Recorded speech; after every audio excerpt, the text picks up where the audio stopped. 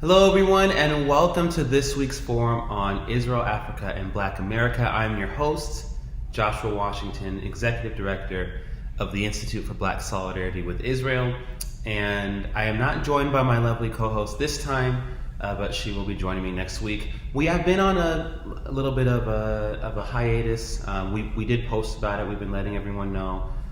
There have been, within the IPSI staff, which is largely the Washington family, we've experienced a couple of deaths in the family, kind of back to back on our COO's side of the family. So, who also happens to be my mother, Valerie Washington, and so there have been a lot of, as you all have experienced at different times in your lives, there's a lot of shifting, a lot of moving, a lot of last minute plan making and all that kind of stuff. And so because of that, we have not been able to do the forums.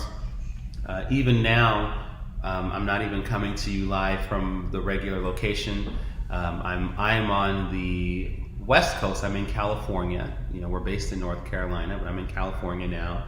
On my way down to Los Angeles. I'm out here. I have a concert tomorrow night. Our CEO and founder, Pastor Jimmy Sani Washington, has an event in LA also on Wednesday night that he's doing. So there's still a lot of movement on top of the family stuff. You know, we haven't been completely off the grid, or we haven't completely stopped doing the work. It's just certain things we haven't been able to keep up with. The forum has been one of them, unfortunately, but I am back.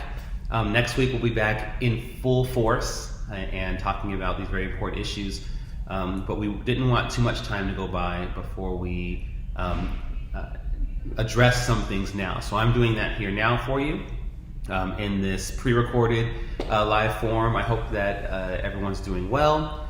At the time of this recording, it's Monday still. It's just a few hours earlier, so hopefully nothing bad, or hopefully I should say hopefully, but nothing has developed in a bad way between now and the airing, which is just about a little less than 3 hours from right now.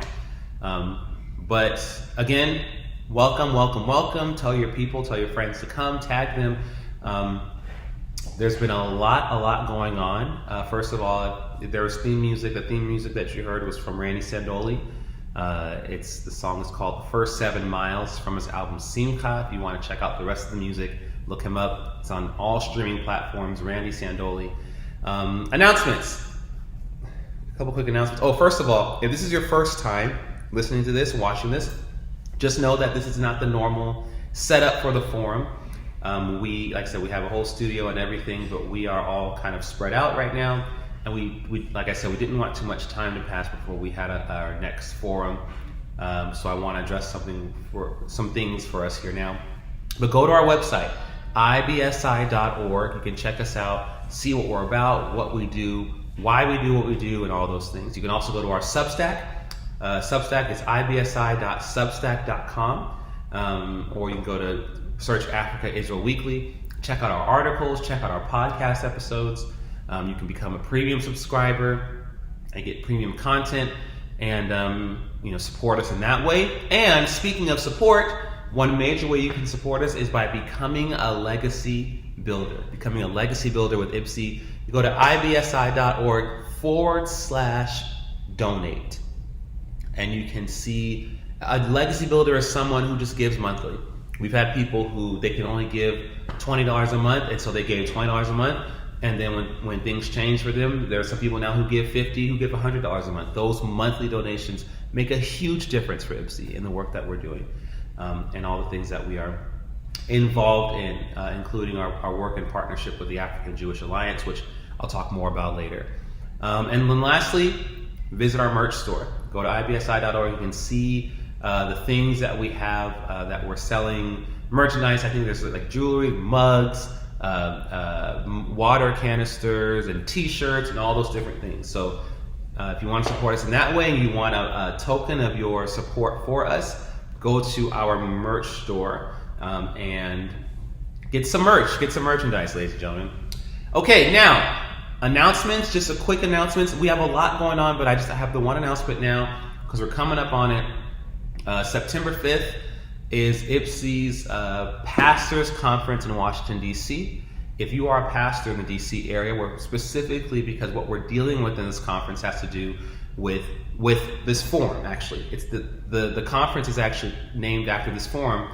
It's a live forum on Israel, Africa, and Black America. We're having this in a more close-quartered conversation with Black American and African pastors who live in the DMV area, so DC, Maryland, Virginia, in that area. If you are a pastor watching this, if you are a Black American pastor, again, we're not discriminating by skin color. It's really, I love how Denzel Washington said, it's not color, it's culture, right? Because we're dealing with things that have to do with the Black American and the African connection, right? So Africans in the diaspora, people of African descent in the diaspora. So if you are a Black American pastor or an African pastor, a Black African pastor, then we would encourage you to register, and you can register by going to ibsi.org/dates, and you'll see that event on September 5th. We would love to have you. Registration is limited. You can register by going to that link, or you can message us. We have a form that you can fill out as well, so that we can make sure that we know who's coming, and if you have any dietary restrictions. It's a one-day conference. It's just for the full day. Starts in the morning, ends in the evening. We're going to have a time of worship. We're going to have intense conversations and discussions. We're going to be joined by our good friend Simon Dang. Those of you who know who Simon Dang is, he's a political activist, and he's a former slave from Sudan who was taken as a slave in South Sudan when he was 9 years old. Was a slave for 2 years. And he's been such a force for ending slavery on the African continent. He works with the African Jewish Alliance. He's a tremendous speaker. So he will be joining us and our pastors on September 5th. So register.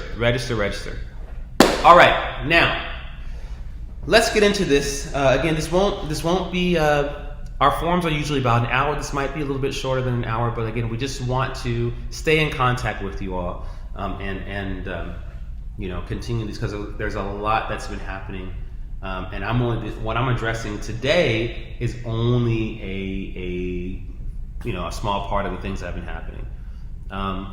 First of all, the war between Israel and Hezbollah, Israel and Hamas, Israel and the other terrorist factions. Last time we talked with a friend of ours, they said Israel's fighting a war on the ground at least 7 different fronts in the country.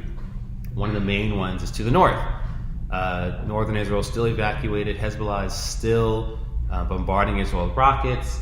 As you all know, Israel took out one of the top Hezbollah leaders, which then escalated the war even more.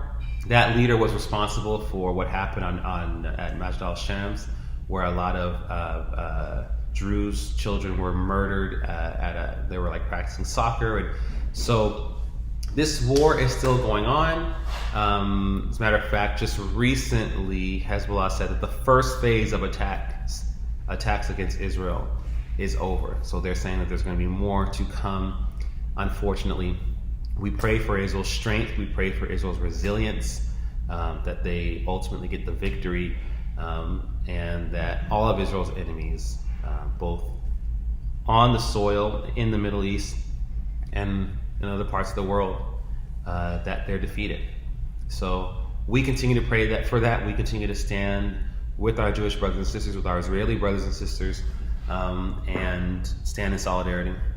Because we also know, like we talked about before, Israel's enemies are Africa's enemies. The same people, the same mindset, the same ideology, the same set of ideas that drives this hatred for Jews and hatred for Israel has a hatred for the African as well. They are those same people who hold the same ideology are across the African continent, enslaving Black Africans as we speak. These people want global domination. And Israel is at the front lines of a global war on terror. For those who want to realize it or don't want to realize it, it's the truth. And so Israel's doing the work that needs to be done, which is fighting terrorism, that is continuing to just ravage through Africa.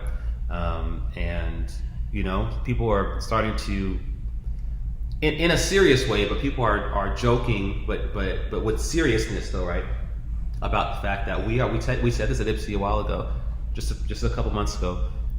We're, with all we talked about the illegal coming over the border and how it's not just Mexicans who cross the border who want to get work, but we know that terrorist factions like Hezbollah have had a presence all across the U.S. In different parts of the world for a long time, especially Latin America. At least since the 80s, it's been documented. And so all the way up to Mexico. So some of the people, of the millions who crossed over into the U.S. illegally over the years, some of those people are not even from Mexico. They are from Lebanon. They're from different parts of the Middle East. And so with all that going on, we're due for another attack soon. It would be foolish to think that another 9/11 is not coming, because it seems as though we are less careful than we were pre 9/11. So, but unfortunately for some, it's only when it visits us on our front door that we go, wow, look at this, maybe we should do something about this. Yeah, it'll be too late by then. So we pray for Israel. So that's what's going on right now. Hezbollah is they're more battle hardened than Hamas. It's a little bit of a different ball game. It's a different set of skills and experience and all those different things. They're actual military, and so Israel's doing its best to employ some of the same tactics of saving civilian casualties, civilians, and all those things. But it is more difficult, and there's definitely propensity for greater casualties in Israel. So we're praying. Some of you might have noticed over the past couple of weeks that there's been kind of a rift, beef, if you want to call it that, between the Palestinian activists and the black pro-Palestinian activists, right? So within the anti-Israel camp, there's been this butting of heads. Why? Well, because the pro-Palestinian activists, the anti-Israel activists, in their fashion, right, doing what they normally do, they went on the offensive, and they've been going after the black people in their camps, right? Making videos saying stuff like, black people oppress Palestinians too. Black people put on, military uniforms, and it was black people also that went to the Middle East and killed, innocent kids in Iraq and innocent people, and they're funding the genocide, and those are also black people. So, and then other people have been just flat out saying, like, basically, in the totem pole of oppression, we Palestinians are the most oppressed out of all of you. So black people, you are also our oppressors. So now the black people in the anti-Israel camp are responding and saying, hold on a second, screw you guys. And so now they're responding saying everything from, we're all friends here, we're all fighting for you, to there's bitter responses that's like, you know what, forget it. I will never talk about Palestine again. I'm never going to say free Palestine again. If that's what you want, then I'll focus on me and you guys focus on you. Like, I thought I was doing y'all a favor by lending my voice to your cause, and now you're going to attack me with no nuance. You come after me and all black people because you want to be that much of a victim. Fine then, I'll do it. Everything from that to people who've had these receipts. See, not every black anti-Israel person is ignorant. Some of them, they know things, but they still choose to side against Israel because of their own reasons, right? So you have other black people who have receipts, and they say, okay, so if you want to talk about oppression, see, let's talk about the fact that your people, the Arab people, are enslaving my people, the Africans. Like, no. See, I wasn't saying anything because we're partnering in this and we're doing our thing. But if you're going to come for me, I got a whole list of receipts under here of how you were raping, pillaging, the Islamic conquest that started in the 7th century. Like, no, we can, hello, you're an Arab from Arabia, right? Why is the Arab world all across North Africa? Because of expansion. So if you want to talk about that, we can talk about it. I didn't know that we were going to take shots at each other like this, because I think you'll lose that fight. And so there are people who are taking sides now. There's been a lot of butting heads, and I'm watching this going, you know what? Good. I hope y'all, rough each other up in the meantime while you're doing it, because it's a corrosive ideology in general. Aside from maybe some notable exceptions, I don't have. I'm doubtful that it will cause most of the black anti-Israel activists to cross over and become Zionists. I don't think it's going to happen, because they're not coming from a place of wanting to seek truth. They're coming from a place of anger and bitterness, right? So they're just hitting back because their feelings are hurt now, because their friends, or people who they thought were their friends, are attacking them. So now they're attacking back. But it is bringing some stuff to the surface. So like I said, some of these black activists now are saying, okay, the Arab slave trade that started centuries ago and still continues now, the Arab colonization of Africa. My wife was our Speakers Bureau chief and board member, Olga Washington. She was, several months ago, she got to visit the World Bank or something else, IMF. And there was a map on the wall of Africa, but the continent of Africa. But the picture was what the continent looks like if you remove the countries that have been taken over by Islam. And it was a much smaller continent. All of North Africa was gone. So imagine the continent of Africa, and all of North Africa is gone, and different parts down here. So if you look at it like that, she was like, wow, the continent's being taken over, and it's been taken over for over the centuries. So there are people who are aware of this who are saying, are you really now going to go on that? If I were you, I wouldn't call that much attention to myself, because I'm already out of pocket with all the stuff that is going on over here that I'm not addressing, right? People who belong to my faith, people who belong to my ethnicity. I'm not addressing this. And on top of that, now I'm going to come for you. I tell my kid, my second born usually does this. I say, Judah, let's say I tell him, Judah, put your sandals on. Go put your sandals on, Judah, so we can go. And so he gets distracted easily, so he'll go over to his shoes, and then he'll get distracted with something. But then he'll do something he'll do something that will get on his brother's nerves. So now his brother is starting to yell at him, Judah, stop! Judah, stop! And Judah keeps doing it and he keeps doing it. So now I want to see why Ezra's yelling. Ezra, why are you yelling? Because Judah's doing X, Y, Z. And I look and I see my barefoot second-born intentionally getting on Ezra's nerves. And I tell him, Judah. And he gets in trouble, right? So he gets in trouble and all that stuff. And I tell him afterwards, see, you got it all wrong, son. So you're already not doing what you're supposed to be doing. So then to also do something that you're not supposed to do,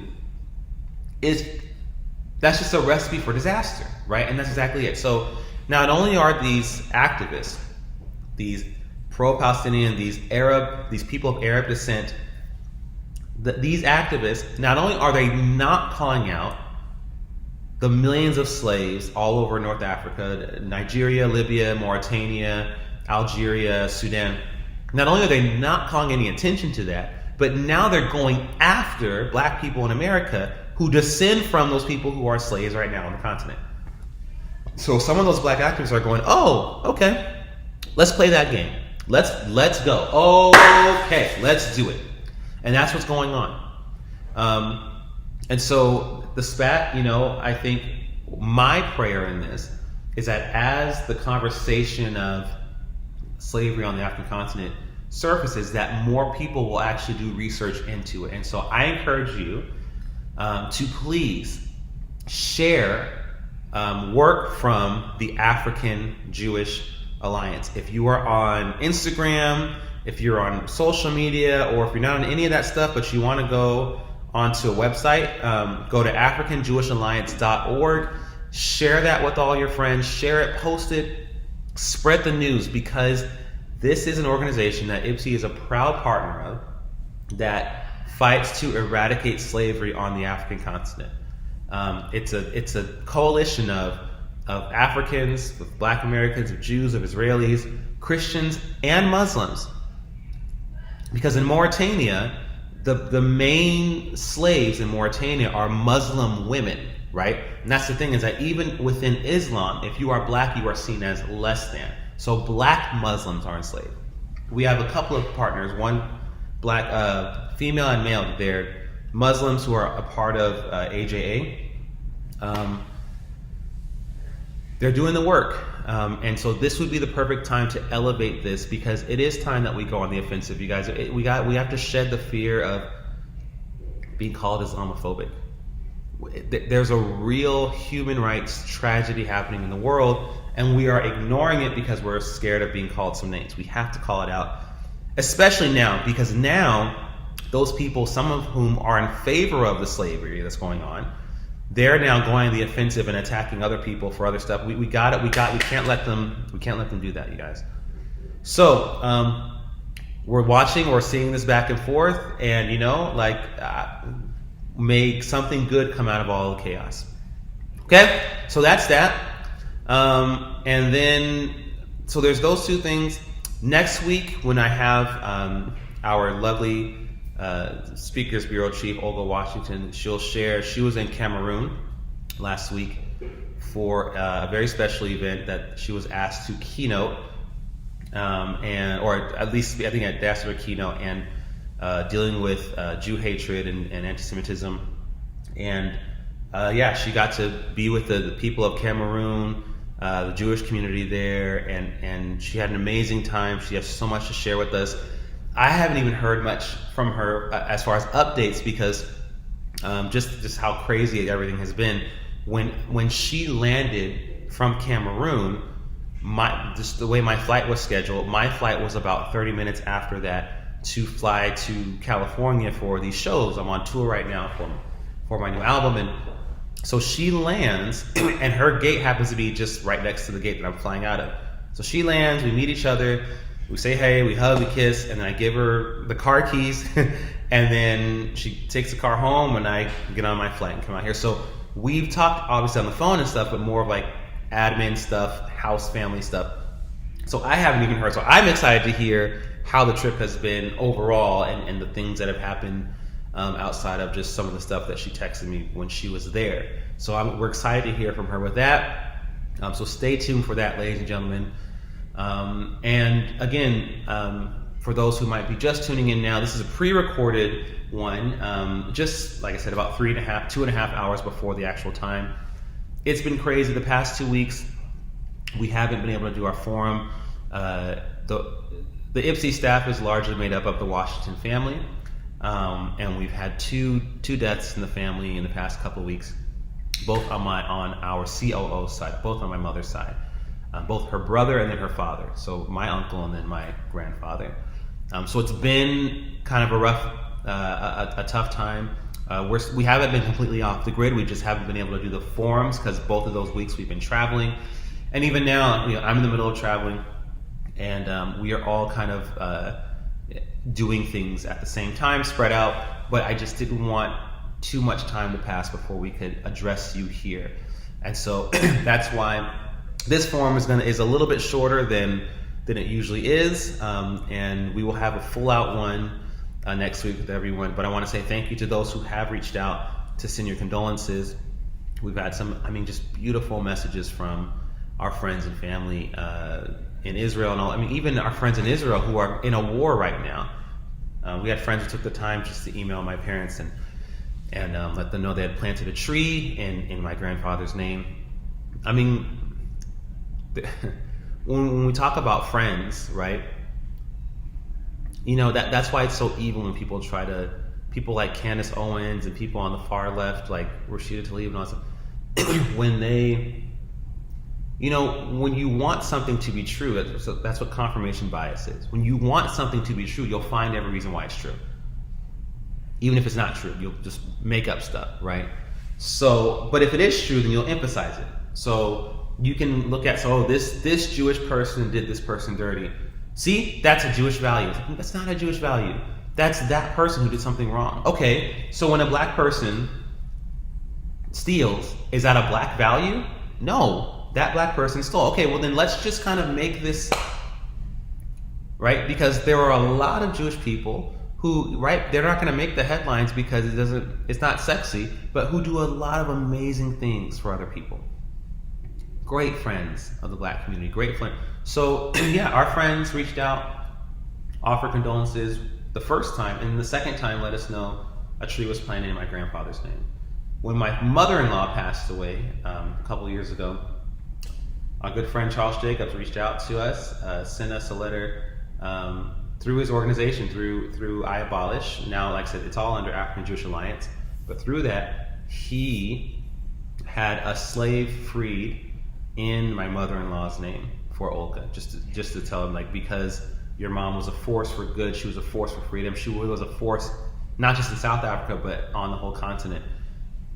I mean, who in the middle of a war, right? Not like I'm having a bad day or a war. You have every excuse in the world to not communicate at all, and we would totally understand and not even think twice about it. But you are making the extra effort to plant a tree. So we appreciate it. We want to say thank you, our friends in Israel and all around the world, for your support and your words of comfort in this difficult time for us. We just want you to know that we're continuing to fight. Like, so we still have things coming up, like September 5th in Washington, D.C. So we hope, for our pastors, we hope to see you there. Thank you all. Thank you for tuning in. I'm not sure if there's a Truth to Power Live recap. If there is, then our producer will play it for you after this, and then we'll end it. If not, then well, thank you so much. We'll see you next week, same time, not necessarily the same place. I'm not going to be in this building in Los Angeles. I will be back in North Carolina from our studio, and we'll continue from there. But thank you so much. I hope you guys have a great rest of your week. If you're in Los Angeles, by the way, Tuesday night, so tomorrow night at 7 p.m., I'm playing at the Mint.